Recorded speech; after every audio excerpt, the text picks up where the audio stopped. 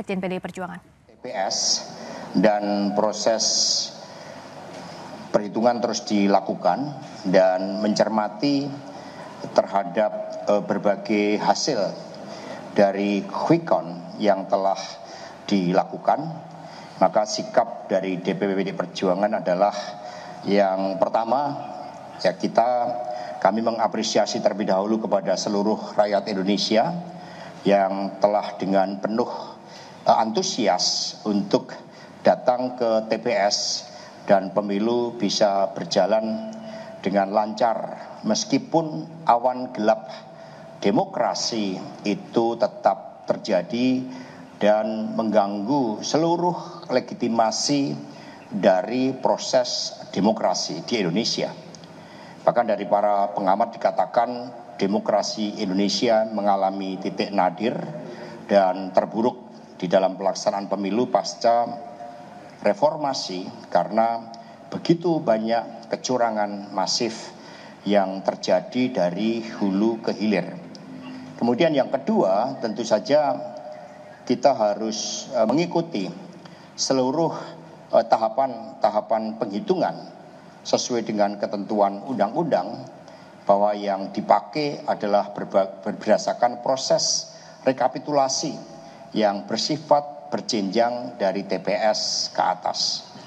Kemudian yang ketiga, bahwa DPP Perjuangan mencermati terhadap seluruh desain kecurangan pemilu yang bersifat hulu ke hilir.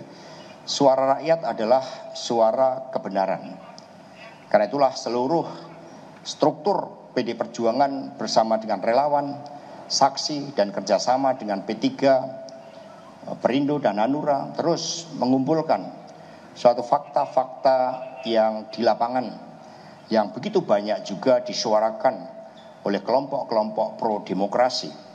Karena baru kali ini pasca reformasi pemilu diwarnai dengan suatu gerakan civil society diikuti oleh gerakan dari perguruan tinggi para guru besar secara luar biasa. Artinya memang ada suatu persoalan yang sangat fundamental yang berkaitan dengan legitimasi pemilu baik dari proses maupun dari hasil dari pemilu itu sendiri.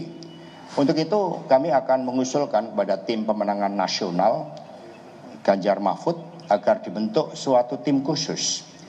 Tidak hanya terdiri tim hukum, kelompok-kelompok ahli hukum, kemudian para pakar berkaitan dengan demografi, kemudian juga investigasi forensik untuk melihat dari seluruh proses-proses yang ada.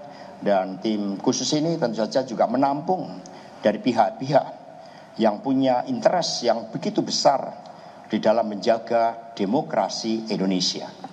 Kemudian yang keempat, kalau kita lihat dari sementara hasil quick count, meskipun quick count KPU sendiri mengatakan tidak bisa dijadikan sebagai patokan, tetapi muncul begitu banyak pertanyaan. Yang pertama adalah ketika pemilu dilaksanakan di dalam demokrasi, di mana anomali itu terjadi. Kemudian juga apa yang menjadi harapan rakyat, baik ada yang di dalam negeri dan luar negeri, itu ternyata menunjukkan suatu hasil yang jauh berbeda. Exit poll di luar negeri itu mencerminkan tidak adanya operasi bansos, tidak adanya operasi intimidasi, tidak adanya operasi keterlibatan dari institusi-institusi negara, sehingga warga Indonesia bisa menyampaikan pilihannya secara jernih. Tetapi berbeda dengan dalam negeri yang memang dari aspek hulu ke hilir terjadi berbagai persoalan yang sangat serius.